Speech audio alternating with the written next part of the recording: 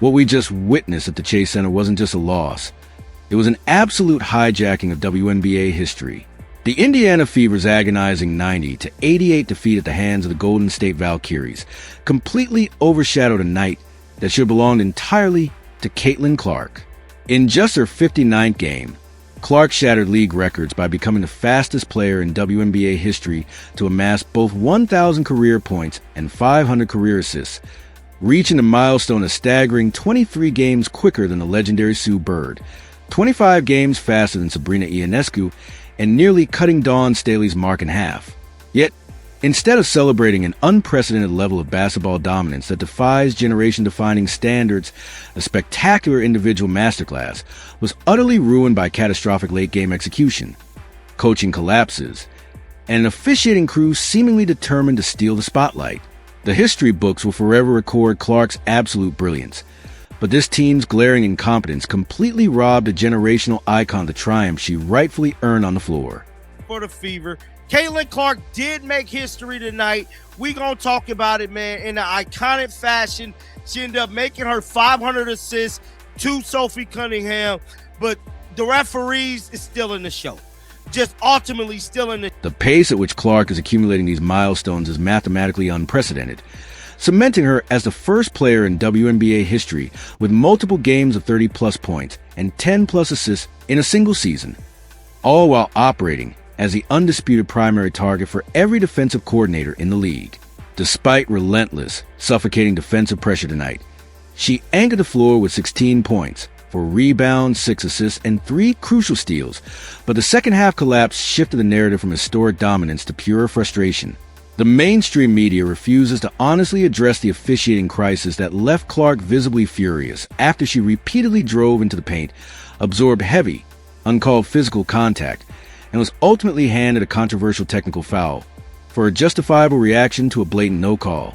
That single technical gave away 2 crucial free throws in an intense 90-88 game, where Clark herself shot a flawless 8 from the line, exposing a terrifying, season-long pattern of physical neglect from the refs inside a hostile building.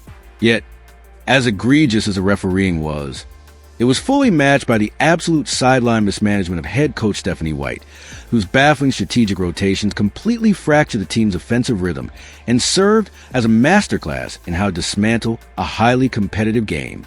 24 fouls called on the fucking Fever tonight. Excuse my language, bro. 19 calls were now 20 on Golden State. I'm furious right now, bro, because that's how bad this game has been. Stephanie White put Caitlin on the ball. Stephanie White put Caitlin off the ball. Like, damn, Stephanie, make up your mind. Did Caitlin Clark set majority of the damn third quarter? This was just buffoonery. In a chaotic display of tactical self-sabotage, Stephanie White repeatedly weaponized her own offense against itself, forcing Caitlin Clark to run the point and dictate the pace 1 minute, only to exile her to the corner as an idle catch-and-shoot bystander the next while the offense stagnated into broken isolation basketball.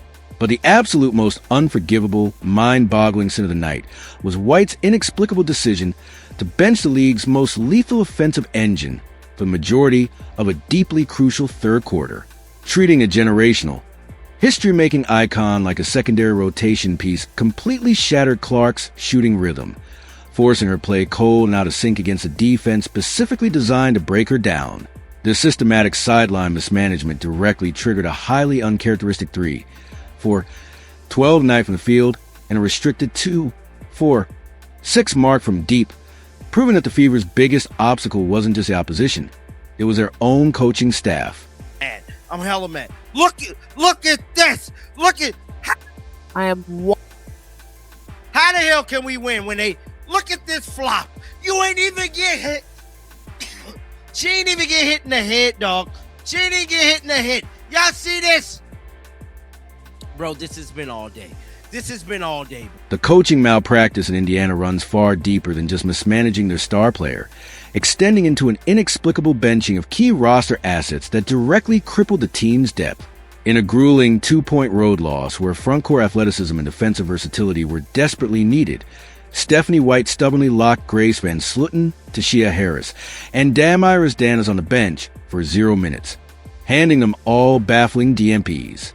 By restricting the rotation to just 9 active players, the coaching staff completely ignored the exact roster upgrades the front office acquired to solve these matchup nightmares, leaving the active lineup exhausted and exposed. This sideline paralysis allowed the Golden State Valkyries to dictate the game with a punishing, overly aggressive defensive scheme, spearheaded by Veronica Burton, who crossed the line multiple times by grabbing jerseys and initiating relentless physical contact to disrupt the flow. Once again, a winnable game slipped through the Fever's fingers because the coaching staff was lost in their own tactical confusion, leaving critical talent sidelined while the opposition weaponized pure physicality. Weird.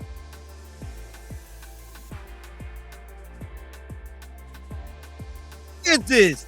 Look at this, This bro. will be an official review for... Hit her all in the face. Veronica Burton been on one all game with Caitlin Clark. All game. Veronica Burton made it her business to like disrupt Caitlin and be just an asshole all game to her, bro. I can't stunt she balled.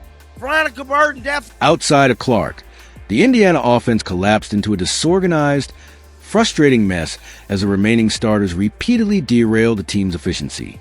Kelsey Mitchell logged over 30 minutes, but was neutralized at just 14 points on a highly inefficient 5 for 13 shooting display, routinely driving blindly into a congested paint and ignoring open teammates only to be rejected by Golden State's towering interior defense. Even Sophie Cunningham, the beneficiary of Clark's historic 500 assist, sputtered through a brutal 4 for 11 night from the field, including a freezing 1 for 7 mark from deep to finish with 11 points, while Aaliyah Boston was stifled at 13 points on 4 for 11 shooting despite her gritty efforts on the glass. Yet, amidst this widespread offensive stagnation and severe lack of synergy, Raven Johnson emerged as an absolute revelation on the roster. Refusing to back down from the hostile environment, Johnson injected pure electricity into the lineup, weaponizing her 21 minutes on the hardwood to deliver a high-impact, flawless masterpiece that stood as a lone bright spot in a dark, frustrating performance. Man, my goodness, man. Now I got to talk about Raven Johnson. Career game, man. 16 points, 7 to 10 from the field. Just outstanding. She shot 90% from 3. Now it's a 2-point game. Come on, Kelsey Mitchell. In a display of breathtaking efficiency, Raven Johnson silenced the internet skeptics by coming off the bench to explode for a team-high 16 points on a lethal 7 for 10 shooting performance, including a stellar 2 for 3 from deep, anchoring the floor with a team-best plus 4 rating.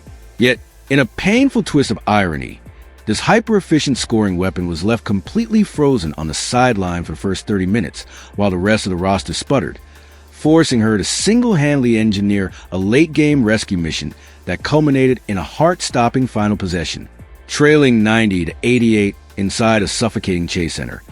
The game ultimately exposed a total breakdown in sideline leadership when elite execution was needed most.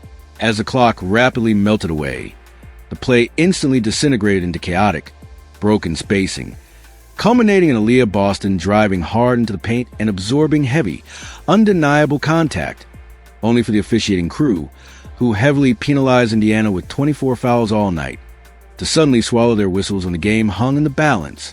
But the most unforgivable failure of the night belongs to head coach Stephanie White, who stood entirely paralyzed like a deer in headlights, stubbornly refusing to use her remaining timeout to rescue her frantic players, and instead watching the final seconds tick away into a disastrous, unmitigated defeat. Oh my God, bro. Correlation said, I just don't understand how Steph watched that possession and didn't call a timeout earlier. I'm so annoyed.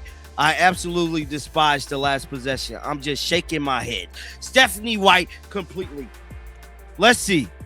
Let's see this last possession. With only 0.5 seconds remaining on the clock, a desperate, off-balance catch-and-shoot prayer fell short as the buzzer sounded, sealing an unmitigated disaster for the Indiana Fever.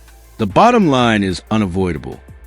Caitlin Clark carved out a permanent, generational piece of WNBA history by becoming the fastest player ever to reach 1,000 points and 500 assists, Yet this milestone was severely undercut by a 3-for 12 shooting night, 5 turnovers, and a justifiable technical foul sparked by atrocious officiating.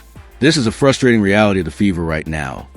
A team uniquely engineered to make history, and tragically throw away the game in the exact same breath, while head coach Stephanie White keeps elite talent locked on the bench. Raven Johnson's explosive